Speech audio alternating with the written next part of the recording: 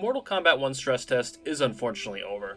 However, during the past week, I put in many hours playing and streaming the game to get a feel for how it will play and see what's changed. Today, I wanted to reflect on those hours spent and highlight 10 things I think Mortal Kombat 1 got right. Right off the bat, the music. The music in this game is great. While the music in the last couple of Mortal Kombat games hasn't necessarily been bad, it didn't really get me hyped to play. I am glad to report that in Mortal Kombat 1, the music feels like Mortal Kombat music. All the music I've heard so far has been great, but the standout is definitely Cage Mansion. Definitely the best track in the stress test by far, and it has me looking forward to hearing what the rest of the OST is going to sound like when the game finally releases. Generally speaking, I think NetherRealm Studios gets better at character designs as games progress. I really liked how most characters looked in Mortal Kombat 11, and I think the characters that we've seen so far in Mortal Kombat 1 look even better. Kitana, for example, is a character whose aesthetic I've never really been a fan of, pun intended, but her costume in Mortal Kombat 1 looks amazing. Kenshi is another character I was really excited for, and so far we've seen 3 outfits of his. They've really knocked it out of the park with his designs, as all 3 of them look really nice. Even costumes on the other characters, such as Sub-Zero and Liu Kang, look really nice, and even the cameos look great as well. Based on what we've seen so far, I can't wait to see more classic characters re-envisioned in this new style. Now, for what the stress test was actually testing. The netcode. Generally, the netcode was great. I had few, if any, laggy matches. Most matches were really smooth and felt great, and even when playing against Wi-Fi warriors, which usually is more laggy, those matches were fine.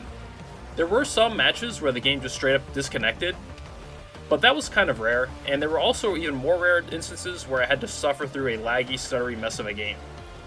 Issues like these are what the test is testing, and I'm sure those are going to be ironed out before the release of the game later this year. One major complaint people had for Mortal Kombat 11 was the lack of combo variety. Well, you guys can rest assured because that is not an issue in Mortal Kombat 1. Most characters, on their own, had access to many creative combos. The only exception maybe was Kitana, as people who played Kitana said she was a character that lacked in this regard. However, I spent a majority of the stress test playing Kenshi, and his combo possibilities were literally endless. Most characters had options to combo from unamped special moves, and cameos add even further to that creative potential. I'm sure eventually optimal combos will be found, but we're also going to see players express themselves with the cameos they choose, as that's going to change the combos those players are going to be able to do. I can't wait to see what combinations people come up with, because we're going to see some pretty crazy combos later on down the line. Aside from combo creativity, characters have full, complete moves lists. Variations are gone, and characters were built with that in mind.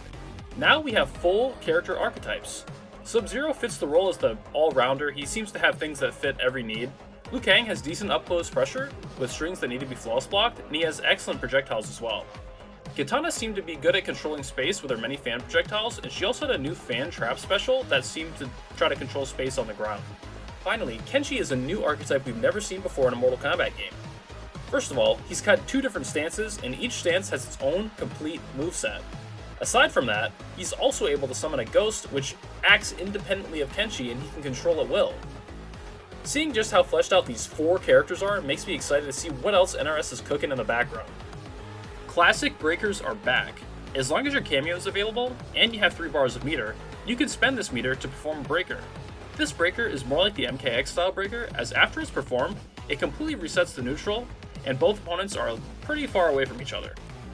Gone are the days of the MK11 breakaway, which I'm sure is going to make a lot of people happy. Many people did not like the breakaway system, as sometimes it allowed the offensive player to get punished mid-combo if the defender broke away at the right time. Classic breakers is what most players seem to want, and that's what we got. Crushing blows have also been removed. Crushing blows are a mechanic that people seem mixed about. I personally liked the crushing blows that allowed players to get combos off of moves that didn't typically combo after they fulfilled certain requirements. However, it was a double-edged sword, as getting down 2k beat after attempting to go for a grab, or daring to try to poke with a high, felt really bad at times. With the new combat systems and combo creativity, crushing blows really weren't needed in this game, so it makes sense they would remove them, and I think that's a positive change. Flawless block is yet another mechanic from MK11 that returns, however, it is a bit different in this game. The universal wake up and flawless block attacks are no longer in this game.